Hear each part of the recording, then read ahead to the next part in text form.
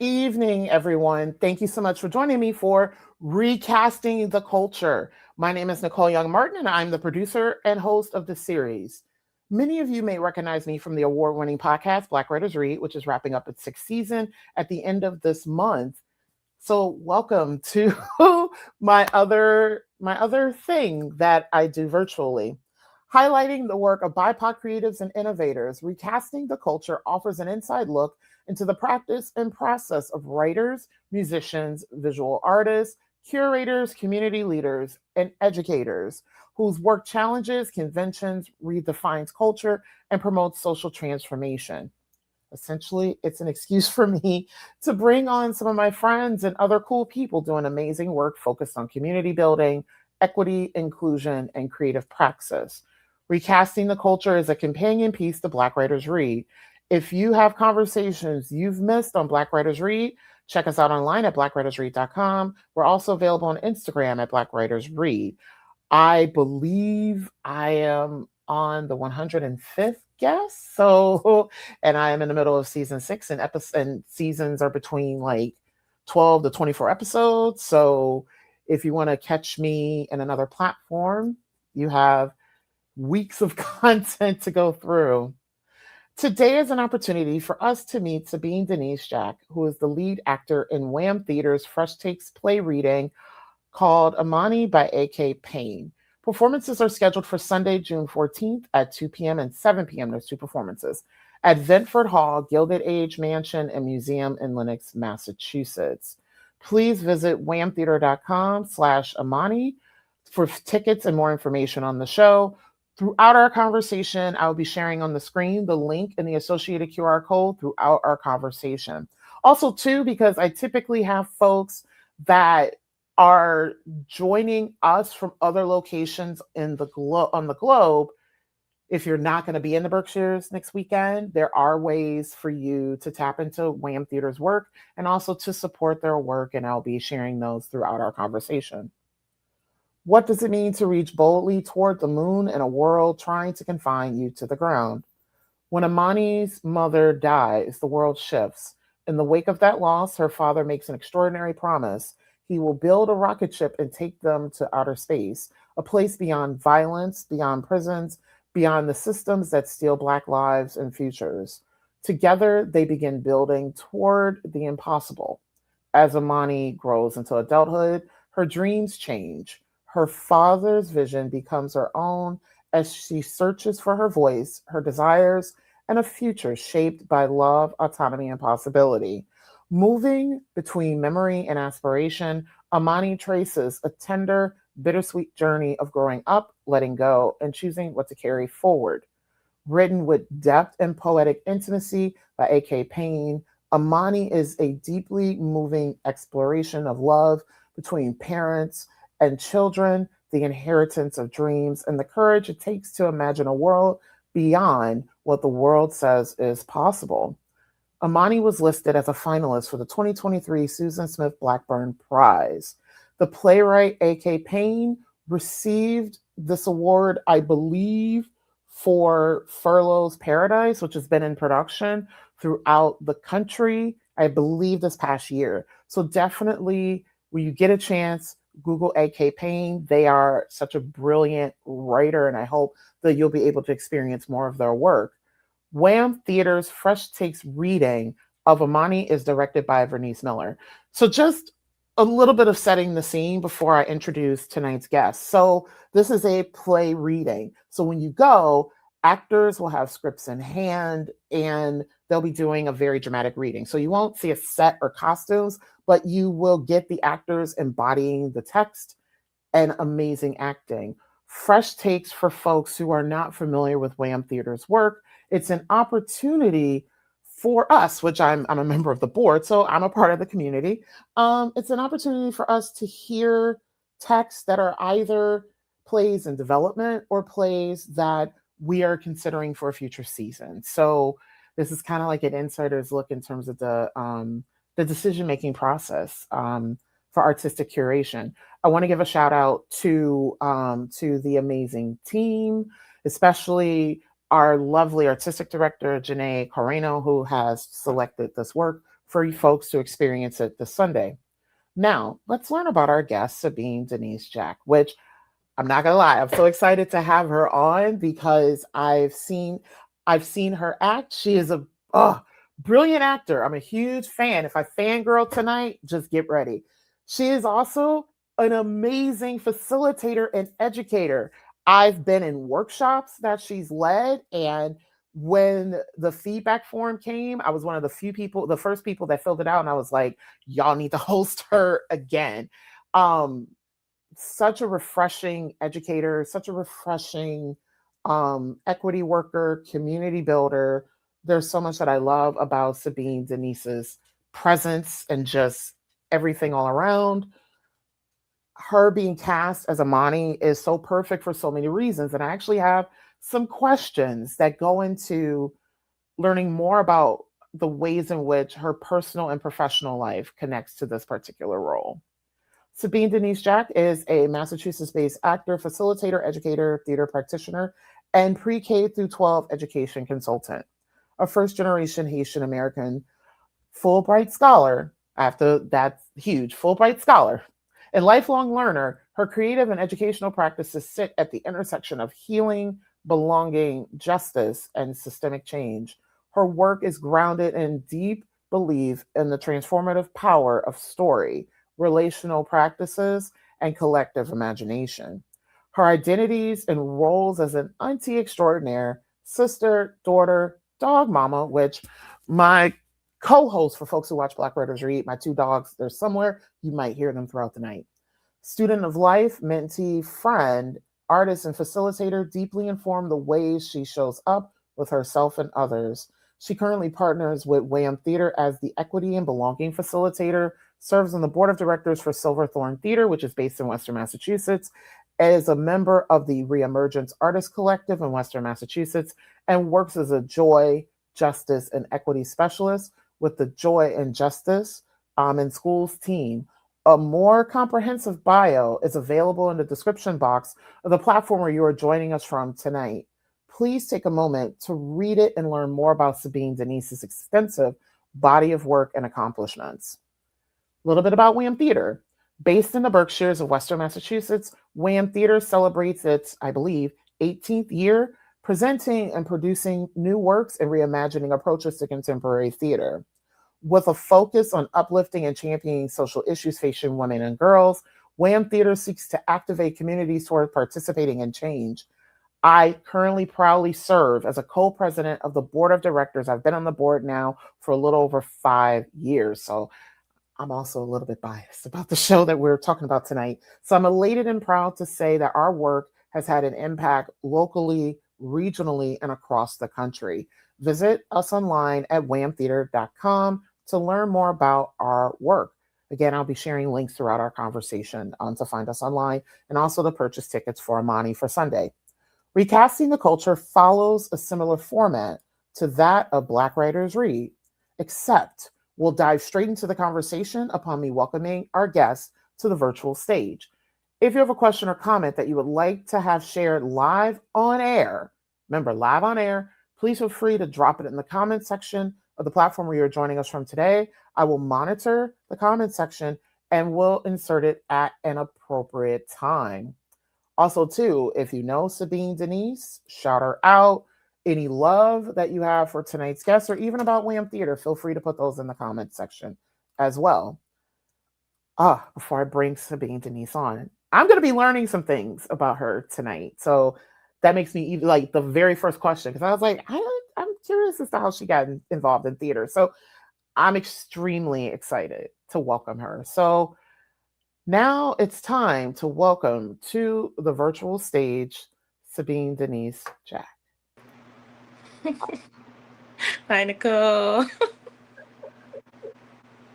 I like I first off, before we start the questions and before I continue singing your praises, can you share with people your educational background?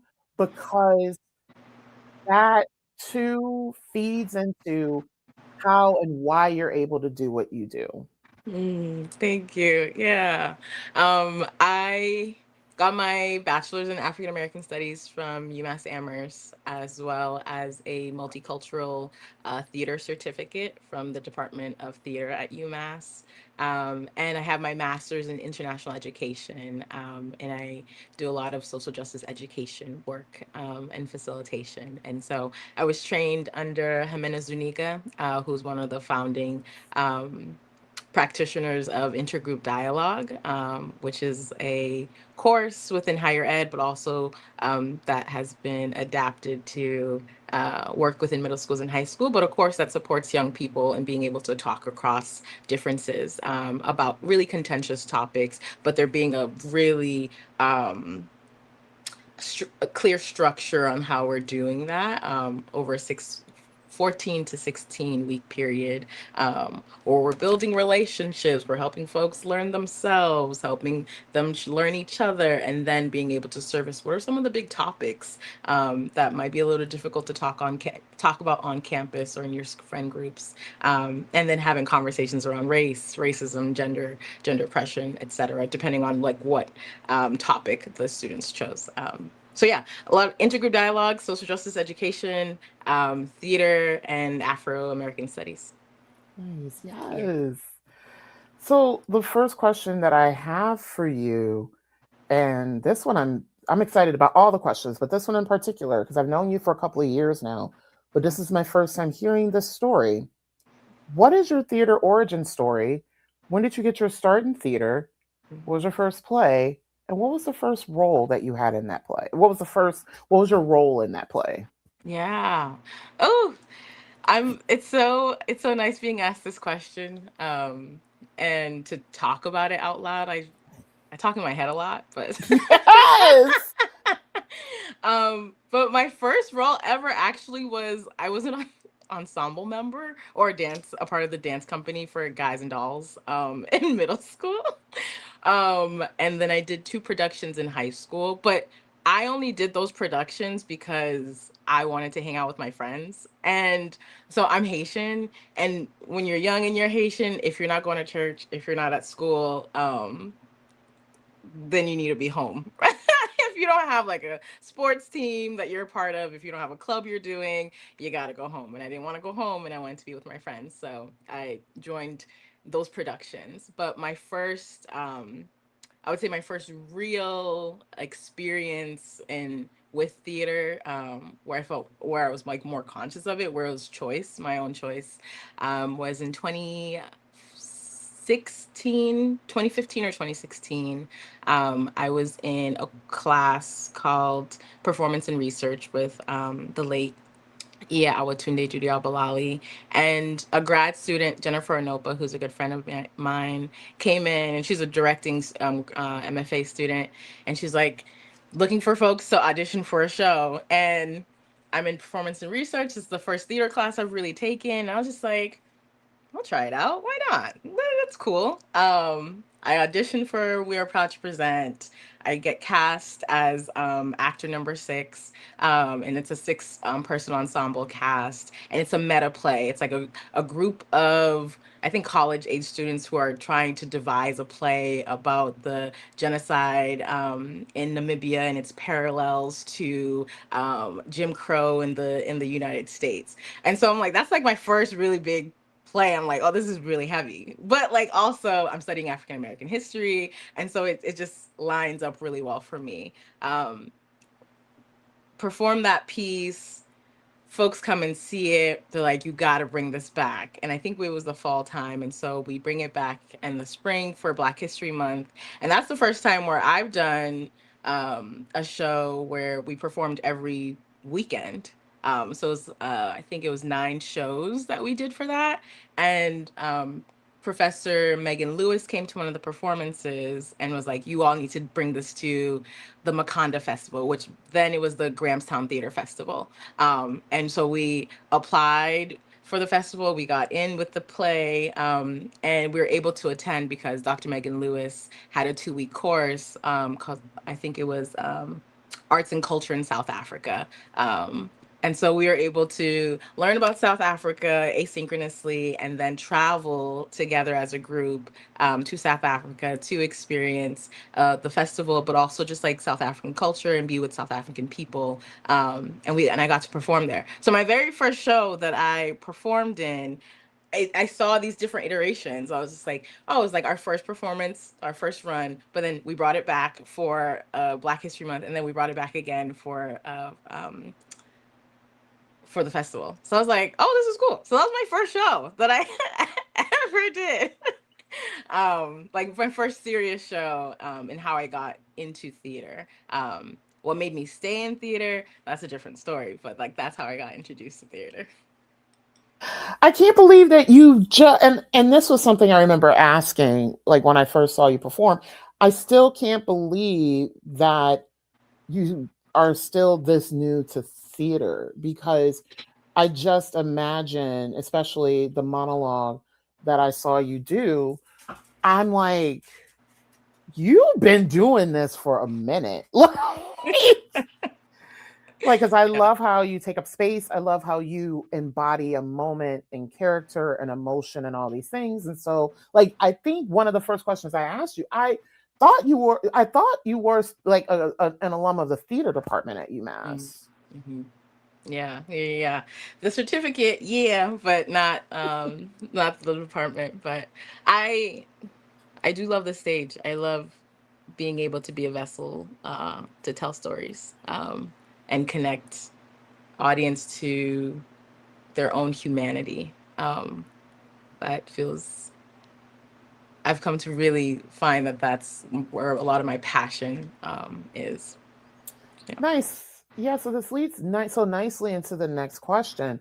So, for folks, there are many, many, many pathways, many careers that you can have in theater. Like myself, I do playwriting, producing, and I've done some other things, but you typically find your way to theater through acting, like through acting class and things like that. You have predominantly rode in the lane of acting. So I would love to know why acting, how does it feed your soul, and how have you grown as a theater practitioner over the 10 years that you have been ingrained in the industry? Yeah. Um, I would say acting is because of Ia Judy, my late mentor. Mm. She helped me see how full I am, like how big I am, and that like the stage is the place for me to be seen. Um, and for another Black woman to tell young 19, 20-year old young Black woman, that means a lot to hear because I never in my life saw theater as being playing such a huge role that it plays today. um, and I'll say that it feeds my soul in that like it theater has helped me, or specifically brown paper studio practices, um, theatrical jazz practices have taught, and black theater liberation practices have taught me what it means to be present. And as an actor, you got to be present. You can't focus on anything else but this moment right here, right now, with your ensemble, with the audience in the space. Um, and I believe it's Sekou Sundiata who said this, where he said that when he performs, he feels closest to God. There's no fear, no hesitation, just full presence, and being being that vessel for that light. And so I choose acting for that reason. It fills me in so many ways, and being able to learn a character and build that character and um, know the story and know and want to tell the story. And so that's why I chose acting. And also just like the synergy that happens when a cast like really knows the story and we're in it together, right? And so like that always feels so juicy and so fun, and we get to like really play. And in terms of how I've grown as a theater practitioner over the years, I've grown like immensely. One, in that I am no longer afraid to say that I'm an artist, or claim the fact that I am an artist, I'm an actor, I'm a practitioner. There's a way where, if you don't get certain trainings, or some, or the messagings that you get, you may feel like, "Ooh, can I claim this title? Can I claim this identity?" And I'm like, hell yeah, I can. I was like, yes. And as a practitioner, I've grown in terms of like how I facilitate theater, specifically brown paper studio practice that was founded by Ia Judy in Cape Town, South Africa, in 2003. Um, and I've been utilizing that theater practice with middle school students, and just really seeing how, when an adult is really willing to be playful and goofy, silly, and meet young people where they're at, so much can happen. Um, and and young people can really shine and really feel like they're at home. And so, as a practitioner, as a theater practitioner, I've grown in um, the ways in which I can create a sense of belonging for young people, in a theater space where they're willing to do like a wacky sound and motion, which is like amazing to see. And them feeling like, oh, I feel like I can breathe here, or it feels like my second home. And like hearing young people say that, especially in the times that we're living in right now, feels huge. And so I've grown as a practitioner in that way, and working with young people. Um, and I would say that the work that I'm doing with WAM Theatre as well. For me, I know the ways in which the way we create theater is so important, and spirit can move in the space when we are so connected, and we feel so accountable to ourselves, accountable to each other, accountable to the space, accountable to the story. And so it's like we are all here in service of this story and these characters. And so, what do we need from each other? What do we need from ourselves? What do we need from the institution to really be able to dive deep and humanize one another? And so, with WAM, I've been able to bring that work that I've learned from mentors in the past, Ia Judy, Priscilla Page, Megan Lewis, being able to take what I've learned from how I've seen them facilitate a theater space, or even just a classroom, and how that work in the beginning really does shape what comes out in the end, or how we're able to move through the process. So I've grown in terms of trusting what I know about building a container, and bringing that to different theater spaces. Yeah.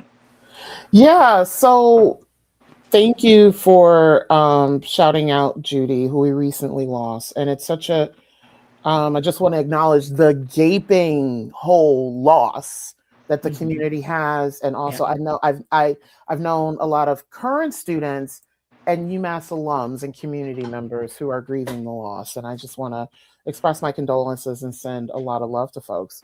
I Yeah. had an opportunity to work with Judy twice. I wish I had an opportunity Mm. to work with her more, because I'm just like, I've always seen her in product, and her and Priscilla Page, who's a mentor of mine, I've seen a lot of their collaboration, and I wish I had an opportunity to work with her more. Yeah. And then also with Priscilla is the reason why I write. I've talked Mm. about this in other spaces, but she is literally the reason why I'm a writer. So Oh, I thank her, and I hope others thank her for helping me to yes. identify that vessel. Yeah. Ooh, I love that. Shout Yeah. out to you, Priscilla. Yes. Yes. So we're going to segue into talking about the play, the reading on Sunday. So, what drew you? So, one of the things that I want to state about Amani, like reading it, and also I had a chance to like see some of AK Payne's other work. I hope that people, one, go to the show, go to one of the readings next week, but also dig deeper into their work, because one of the things that I love, and I have a question about this later, is they've created a unique canon for the black queer, black feminine, black female experience and that autonomy, and also exploring places beyond our society, grief and that autonomy and all of that comes up in their entire body of work, at least the plays that I've had an opportunity to learn more about. And I live really close to the train tracks. Um, so I would love to know what drew you to Amani and this particular role. Yeah. Um, I haven't read anything by A.K. Payne before reading Amani, and then when I got into it, I started to like look her up. I was just like, or look them up. I was like, who is this person? Who is this playwright? And I think what drew me to Amani's relationship with her father, and Amani's relationship with her mother. Even though her mother has passed, like her mother still lives, is still with her. Um, and for me, there's something really tender and really sweet about seeing a Black father affirm his child from the second that he could, and reminding her that she is infinite, that she is light. And I really resonate with Amani's story, and being a young Black woman, or let's saying, a Black woman who has experienced the shattering of my light, and losing trust within myself, and 20s, my 20s, and like really learning myself, learning who I am, how I show up, how I want to show up, how I don't want to show up. And so I think for me, what really drew me to Amani was the way that I really connected with her as a person, and also just seeing her relationship to her parents, um, and just like how she just navigates the world, especially thinking about her romantic relationships, and just like also how she starts to see herself because of certain experiences that she has, that I can really resonate with. Yeah. Can you share a little bit about the characters in Amani besides the title role? So Mhm. there's the father, I believe there's a love interest in the mother. Can you talk about the other characters and the unique relationship Amani has with each of them? Yeah. I was like, oh, how do I share this without like giving too much of the story? So, um, I'll say that for Amani and her parents, like her parents are affirming, loving and affirming. Um, and her father was incarcerated early on in her life, and but you still see that there's so much love and care between her and her father, and because her mother passes, like that is her person, and so for being able to see their relationship and their love and his love for her, and their jokes is really beautiful. But then also you start to see, as she grows older, as she experiences young men, how that starts to shatter, um, just some of the beliefs that she had. And you start to see that tension a little bit with her father, showing up. And with her mother passed. And so there are these um, really fundamental things that you learn as a young Black girl from your mom, that Amani isn't able to learn from her mom. But later in the script, we start to see how her mom shows up, through spirit in a different way that supports Amani in tending to her own garden, and what that means for her. And so that's Amani and her mom. And her mom's a little funny too, just like from a little bit of what I read between her and Smith, Amani's dad. And then there are a couple male characters, and Amani interacts with them differently at the stage, depending on like the stage of life that she's in, and like where she at in terms of like her age, and also um, the level of self confidence or what's happening for her internally. So we see a relationship, her different relationships and how she relates to men. And then we have Kofa, and I see Kofa as like that really beautiful, brilliant mirror that is held up to Amani, that reminds Amani of who she is and her light and how bright she is, and that she's a dreamer is what I'll say about Kofa. Yeah. Nice. That's something else too that I love about playwriting because of the like you get an opportunity to very intimately explore character dynamics and also Yeah. relationships. And I'm not saying that television and film don't do this, but television and film for me are media that's more about the spectacle and the visual and the overall, as Yeah. opposed to theater. It can be very much about the relationships and about the Hmm. character journey. That it feels to be like theater to me sometimes, and I might be saying this because of the lanes I'm in right now, but theater to me sometimes comes across as like taking a novel off the page, because novels tend to do Hmm. a lot with character development too. Hmm. Hmm. I Mhm. can see that. I can see that. And there is that relational piece within theater because it's live. Like I Yeah. think with with film and cinema, like you were saying, spectacle, and also you can always go back to it. Whereas within the theater, you have that moment, as an audience with that cast right then and there, experiencing this character development and character arc, and also seeing the relationships among the cast transform and shift and grow, or break. And so it's like you're also tuned into yourself a little bit. It's like, oh, how do I experience the people in my life? How am I relating to the folks in my life? Who is someone that I'm thinking about that reminds me a lot of this character right now? So it brings up naturally like the self-reflection practice, I think, when being in the theater as well.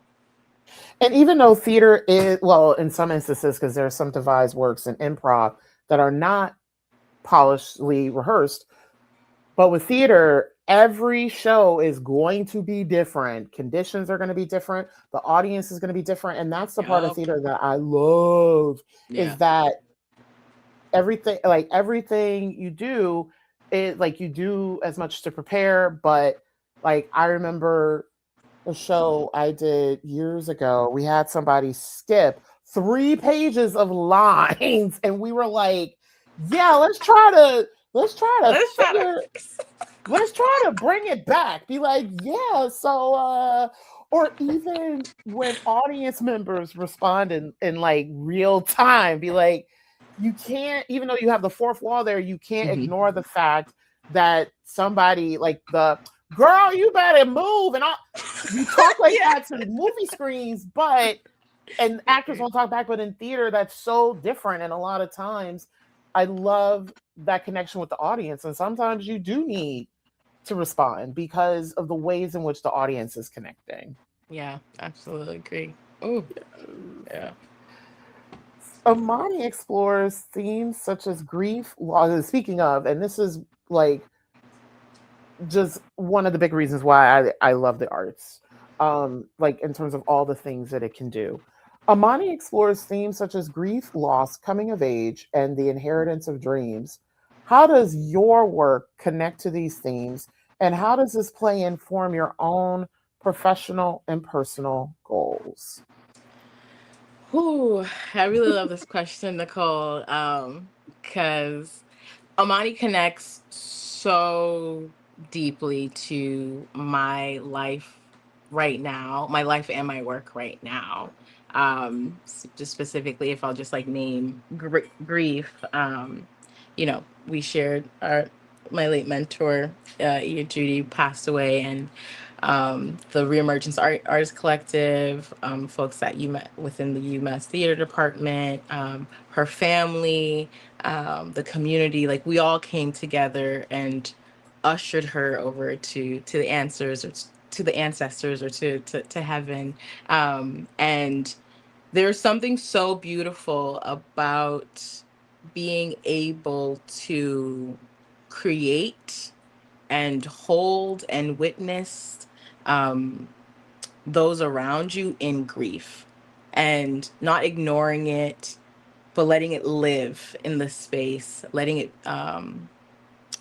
breathe, and not trying to act like it doesn't exist, or shut it or like shove it down, but we're going to hold that we are all collectively experiencing such deep pain right now. And as we hold each other, let's also create and celebrate the life of this vast woman.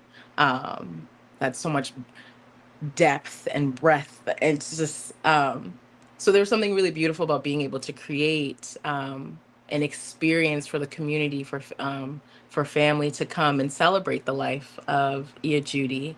And had me looking at grief in a different way, because I've also lost my father. I lost my father 5 years ago. That's also another reason where it connects with Amani, like the loss of a parent and what that means, and also just like the relationship I had with my dad. Um, but I've been thinking about grief and how we as a people, specifically thinking Western society, of like how we think about grief, um, how we fear grief, we fear death, and for me, I think that I think we experience a lot of those things in isolation. We experience grief in isolation. We um, either self-isolate, push others away, or decide to be alone. And I'm queen of doing that.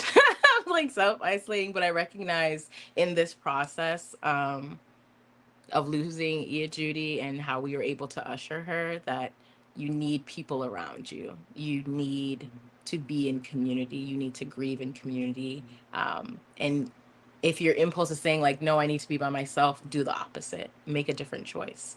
That will help you feel more full, and that will also allow you to carry the grief a little bit more. Because the grief never goes away.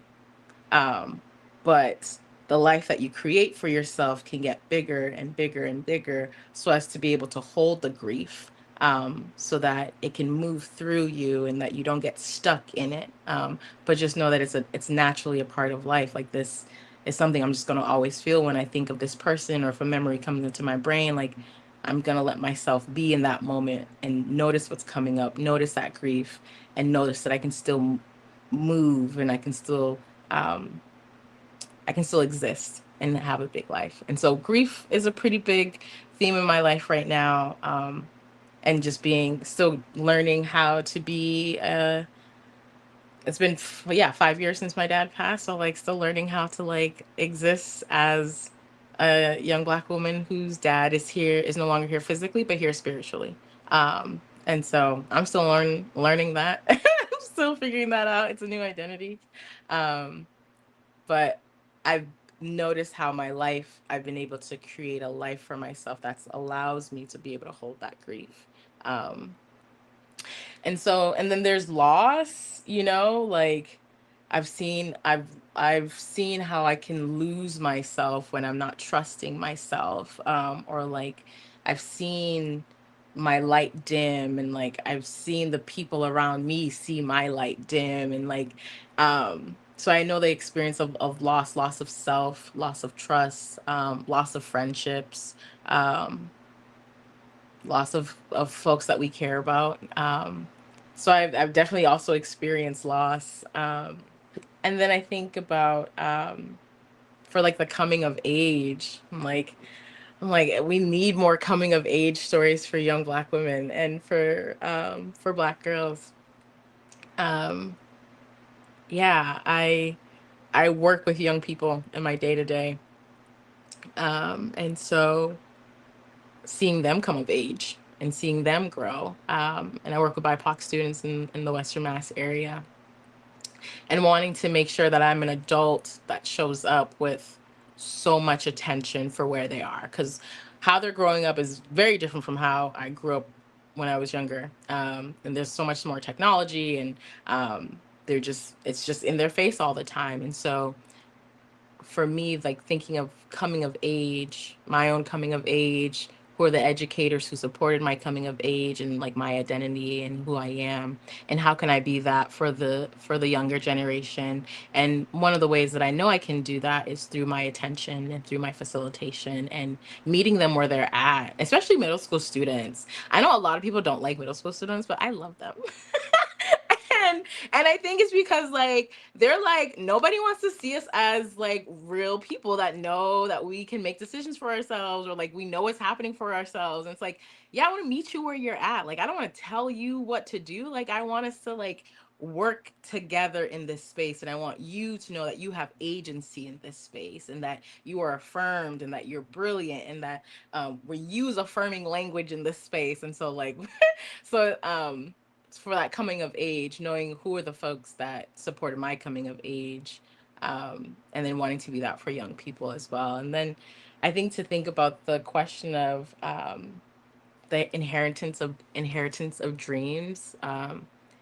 Ia Judy is a child of the 60s and the 70s. Black is Beautiful, Afrofuturism, like the mothership. Like I learned so much about her watching Stanley Nelson's We Got the Funk um, documentary. Highly recommended for everyone. And she believes so much in humanity. She believes so much in humanity, so much in people, so much in what we are capable of, and how we can love and be connected and celebrate and respect each other and honor each other.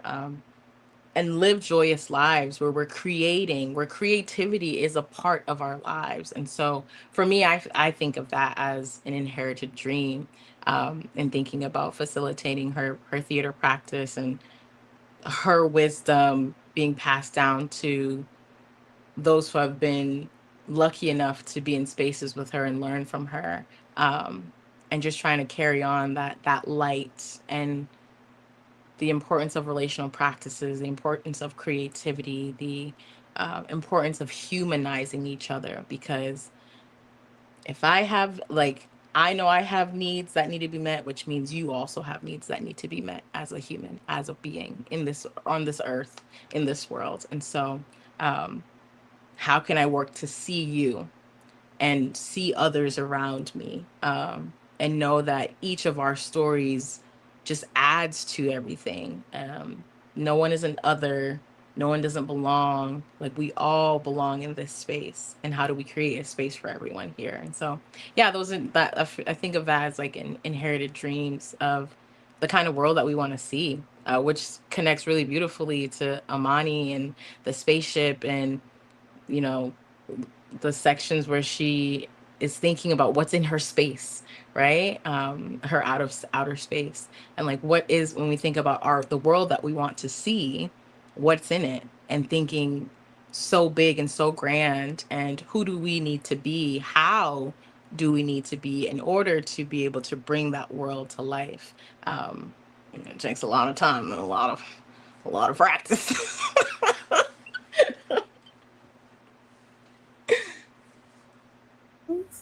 This segues so nicely into the next question, and I have a couple more for you.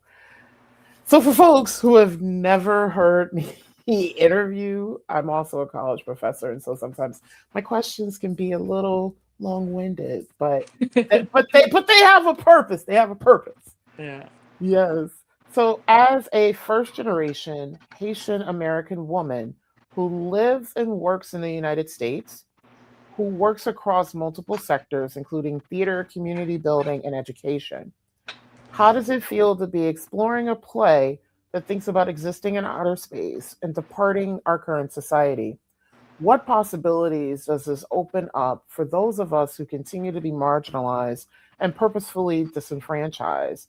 And then, lastly, what do you think the playwright A.K. Payne's larger message is through this particular exploration of place, systems, self actualization, and relationships? Folks, I send the questions ahead of time. So,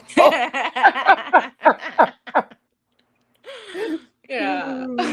I think it's so timely to be exploring a play about other outer space and thinking of something different than what we currently live in or exist in, right? And thinking for Amani. And I also think about the ways that, her father, there's a sense of pride. It's like, know who you are. Like, you deserve to have a place. This is your place. And so I think to dream of going to outer space, one speaks to just, if we're dreaming of leaving, just speaks to just how dire things are.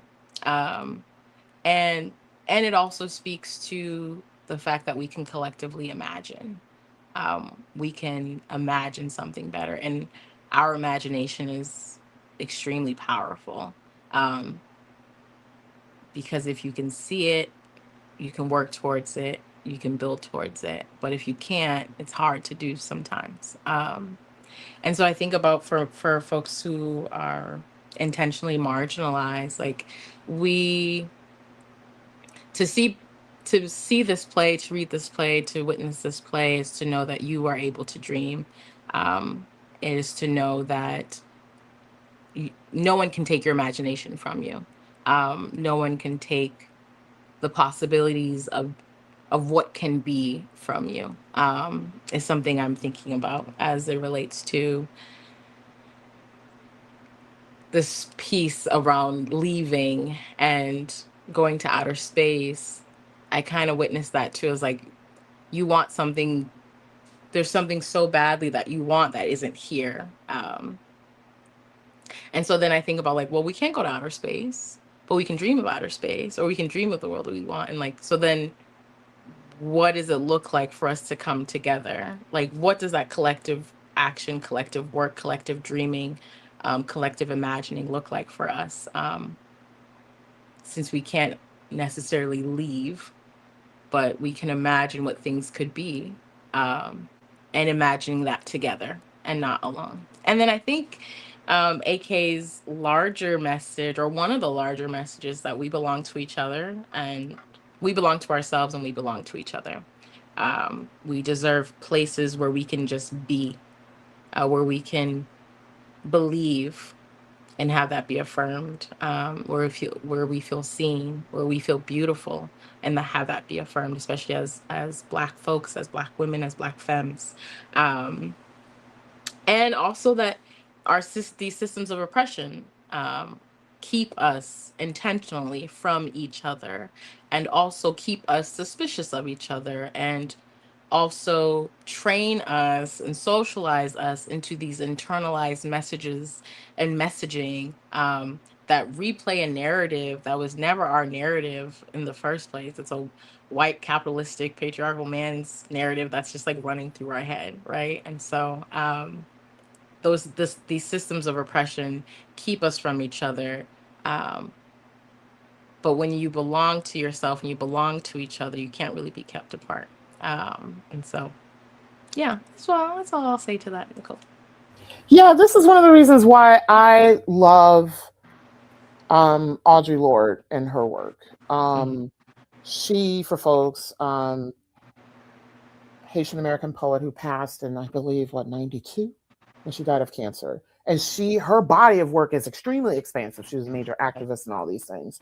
And one of the things I love about her work is she was always revisiting some of her poems, so rewriting things and stuff like that. Like, when it comes to the capitalist system, even though I work in theater and I'm a producer, I hope nobody who's working for me right now hears this, but I don't really like the finished product. I Mm-hmm. love being able, and this is shout out to Dr. Chicona Diana Alvarez, who I've had an opportunity to collaborate with a lot. They're now based in California. There's something about continuously revisiting art, revisiting writing, and all these things that is just so beautiful, because I'm like, one, life isn't stagnant. So why should art be stagnant? And Mm-hmm. also but art is very responsive, and then a lot of times can be very proactive. Like, there's a lot of my poems that I have rewritten, and I've even said how I've revisited things and have published, like, versions of different things and talked about, like how I went from one thing to another, because I'm like, I've grown since I've written this thing, and yes, you can get this piece in this way, but I've revisited. And also Yeah. too, and I also like that in terms of the finished product, I don't like having to get to the finished product because it's all about what money can be made as opposed to what is the magic of the process that can happen. Yeah. So Yeah. I love process. Like, Yeah. Yeah. Yeah. Yeah. Same. Same. Yeah. There's so much richness comes out of a process where you actually like you just feel connected to the people in the room in the space. And I want people to know, like, for those processes, I think what really supports them too is how people connect after the rehearsal or maybe even before the rehearsal. Like, that's all a part of the process. Like, when we're in the room and when we're outside of the room, it's like, how are we still doing this work of connecting and building those relationships and working on the script together and going for walks together or going for coffee or dinner? Like, that is all a part of the process. And for me, that gets me I get so excited. I get so excited about processes because I also devise. A part of the artist collective I'm part of, like, we do a lot of devising work, so it's all about process. And also knowing that because there's so much heart and so much spirit and so much dedication and so much work, and love in the process, that what we do in the end, will reflect that.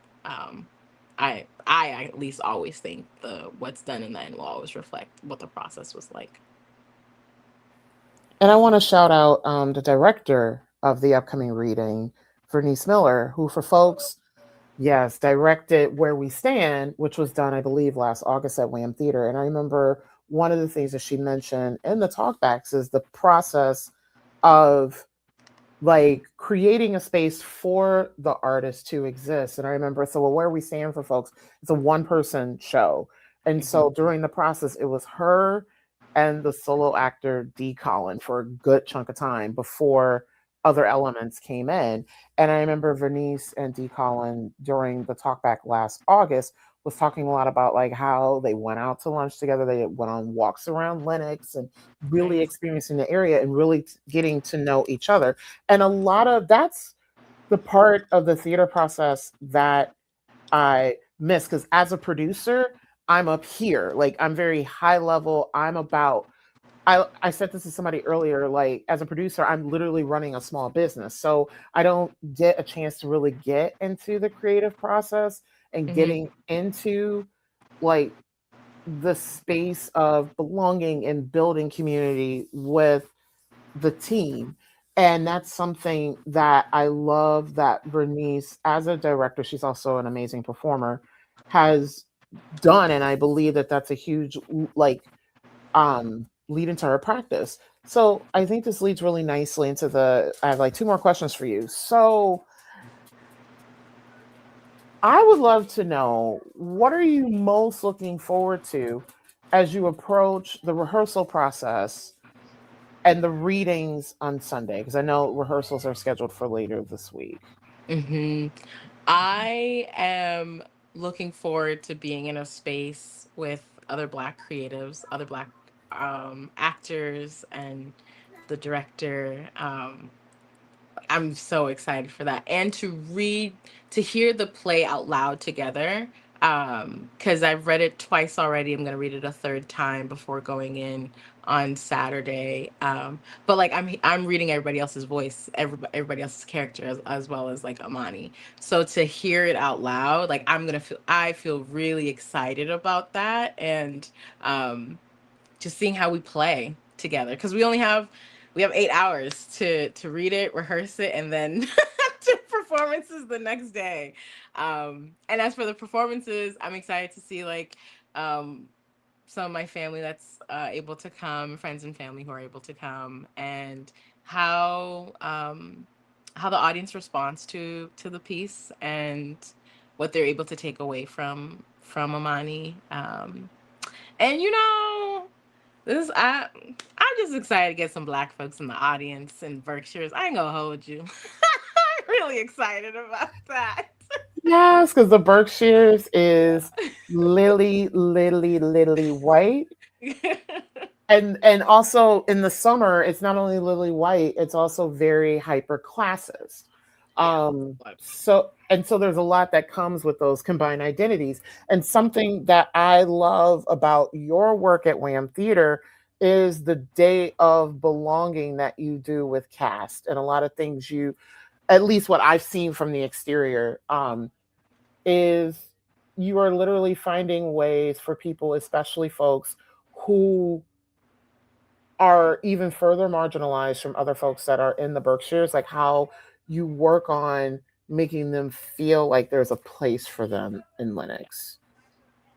Like Yeah. y'all don't get me wrong. Like I started in classical music, and I there's so much I love about Linux. Like I love Tanglewood, I love WAM Theater. All like it's beautiful. Like there's a lot of art out there. However, there's there's a lot in terms of wealth, in terms of whiteness, and all these things. And this is something even as a board we talk about in terms of like collaborating with their artistic team at WAM Theater will be like, do we want to do a show that brings in a predominantly black cast from out of town and they be there? Because typically, because this is a reading, but for full out production, cast and crew could be in town for like 3 to 5 weeks. And we're just like, Right. how do we implant these people in the community for this long, giving that the community has done a lot systemically to make it uncomfortable. Um, I'm Hmm. just gonna call it out. Yeah, yeah, that's real. That's so real. That's so real. And I'd say like with my work at WAM, it's like knowing that that's real and that's in the Berkshires and that's everywhere for real. But when we're bringing BIPOC artists in, like really think about how are we tending to their personhoods and their humanness and their dignity and like being in a space where like they are othered, right? And how do we prepare folks for coming into that? So I think Janae has like also Janae, Erin, Molly, who's now at Shakespeare Shakes and Co. And I think Victoria have been doing a lot of great work. And Jade, when Jade was there, doing a lot of great work around like how do we operationalize this equity work, equity and belonging work that we're talking about. And I think they're doing a really beautiful job at that. And the day incorporating the day of belonging and creating time for the cast to like learn each other, start to build those connections,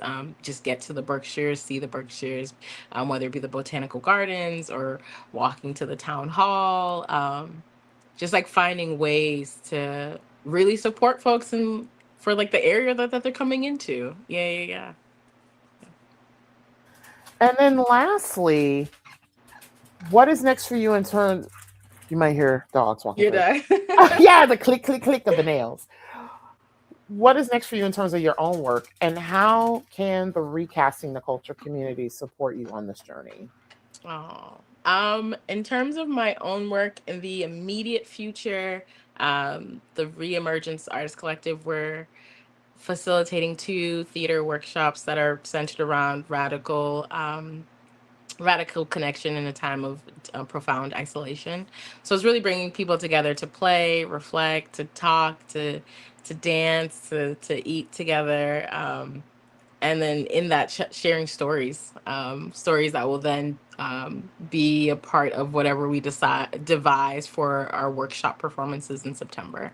So those two workshops are happening July 24th, 12 to 5 p.m. and August 12th, 4 to 8 p.m. at the Wendell Meeting House in Wendell, Massachusetts. We have an artist in residency with Wendell Meeting House. Um, and then in terms of like, my own stuff. So with that support with that, Nicole is just like the flyer, like getting it out there for folks to know about it.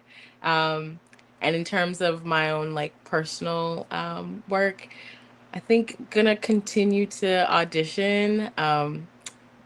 Having like a thought about school maybe, but then there's also like travel and facilitating across the nation hopefully and like our Yeah, just like I don't know. I got time, you know? I have some time.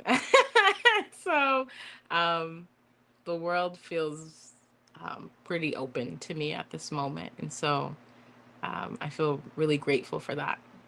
Really, really grateful for that. And I don't take that lightly. And so um gonna get the workshops done and the workshop performance done, and then I'll be thinking about if school makes sense. I'd go for I'd look into an MFA program, or also looking at becoming a death doula.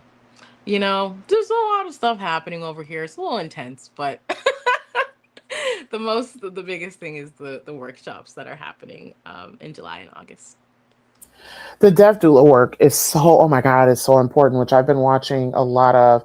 And I don't even know how this stuff comes up on my YouTube channel, but I've watched a lot. Her name is it's hospice nurse Julie, and she talks a lot about the ushering folks Hmm. into the next path.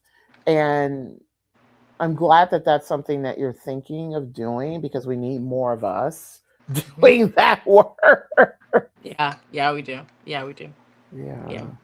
and it's yeah, my experience caretaking definitely highly has a highly influenced just me looking down that path, and like that's the kind of work that chooses you. Like you don't choose it; it really chooses you. And Mm. so, I feel really grateful for that.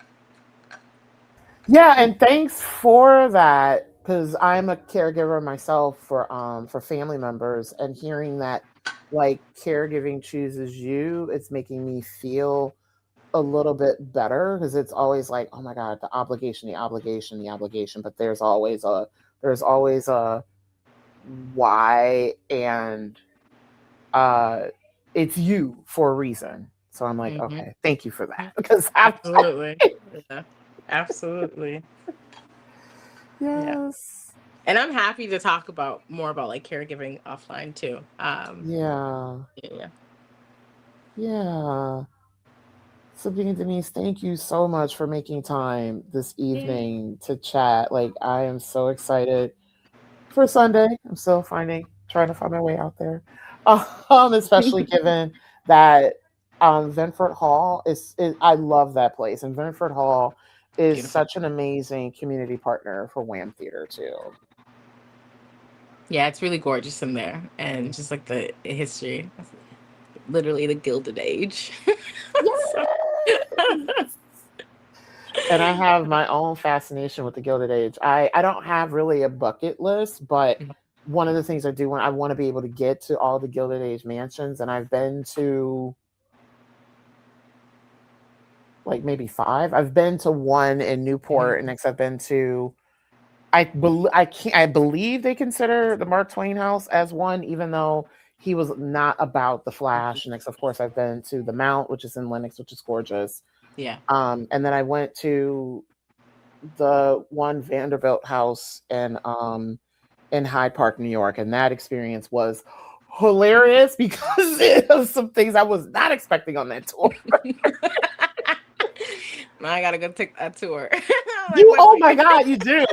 But just quickly before we wrap, what made that tour funny? So it's a national park, and this is a larger policy conversation, because national parks are federally funded, and so what that means is there's not a lot of care, and that I was not expecting. They opened the door and they were like, everything literally is as is from when the Vanderbilt family left it in like the 40s and the 50s. Dust everywhere. It was cobwebs. I walked in and I had an asthma attack. I was Oh like, what is no. happening?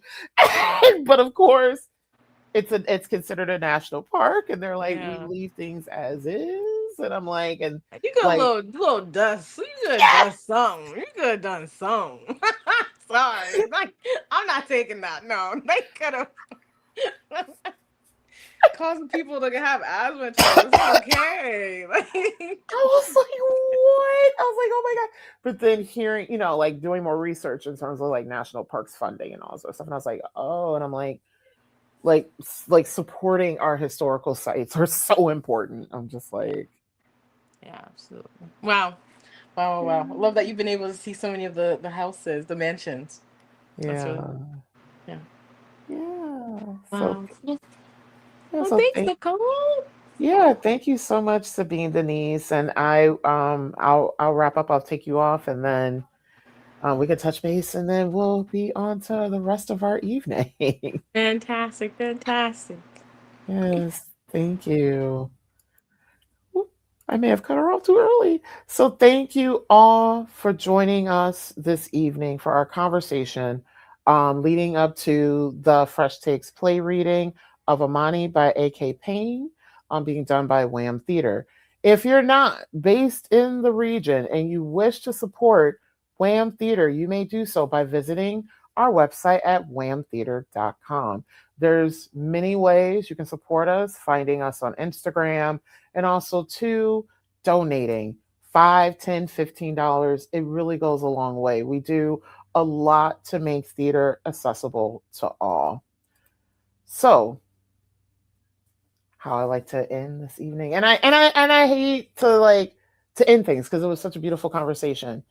Support independently produced media. Recasting the Culture and Black Writers Read are all self funded and self produced endeavors.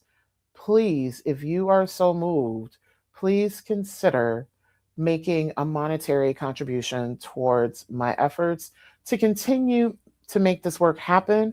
I have some very dynamic conversations across both platforms. You can find me on YouTube, which I think many of you are joining me today, at Nicole Young Martin. Also, in terms of Black Writers Read, I'll be back in a couple of weeks for our Juneteenth special. So please be sure to follow us on Instagram at Black Writers Read, and I will be announcing who will be joining me for the Juneteenth special, which is scheduled for Saturday, June 20th. So thank you all for beginning your evening with us. Be here, be aware, be someone, and be loved. Have a great evening.